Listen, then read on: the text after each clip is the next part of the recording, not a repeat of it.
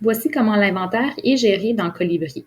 Donc, tout l'inventaire et les produits sont ici sous l'onglet « Produits ».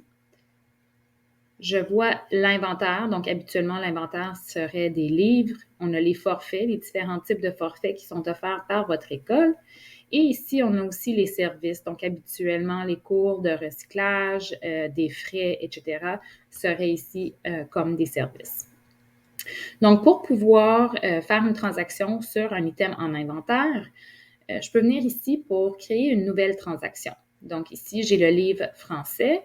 Je viens créer une nouvelle transaction. Donc, on a reçu 500 livres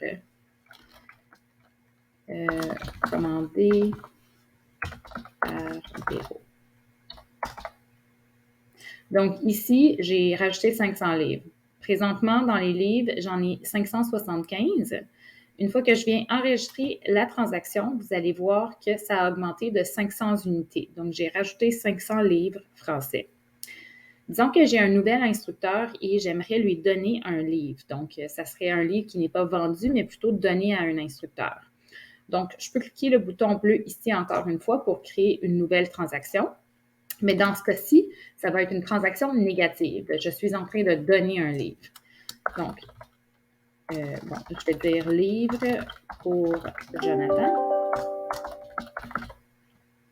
Et vous voyez ici, j'ai 1075. Une fois que j'enregistre la transaction, je vais avoir 1074.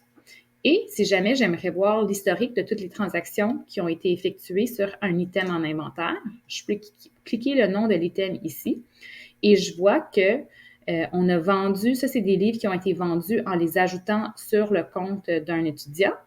Ici, on a la commande qui a été reçue pour les 500 livres et le livre que j'ai donné à mon instructeur Jonathan qui a été enlevé d'inventaire. Donc, je vois toute l'historique des transactions ici.